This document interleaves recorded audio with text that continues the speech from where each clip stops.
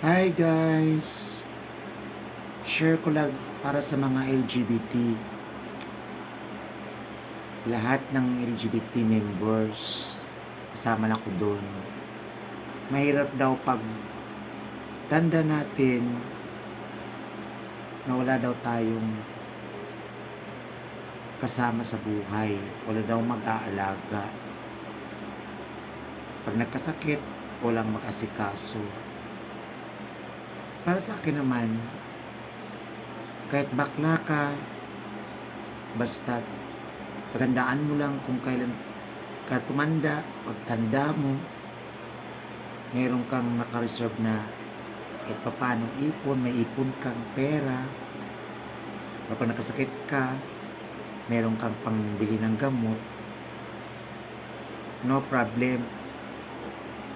Pag namatay naman, dapat insured ka ng SSS para may makuha naman yung maiwan.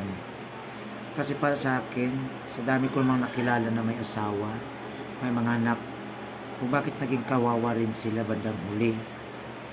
Yun ang pinakamasakit, nag-anak ka nga, nagpamilya ka, pero bakit ka hindi nilagaan, pinagtabuyan pa.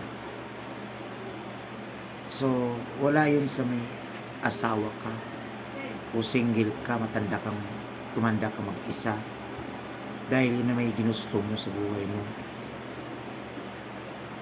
Ako hindi ko natatakot kahit mag-isa ko, dahil ako pinagandaan ko ang sarili ko. At sanay talaga ako mag-isa, ayoko na may partner sa buhay. Yun lang. Kasi mahirap pag may partner tapos hindi naman nagkakasundo. Yung iba, inuumbag pa, nilalagyan pa ng pasa sa katawan. Di bali na lang mag-isa ko, mas pipiliin ko. Yun lang, share ko lang.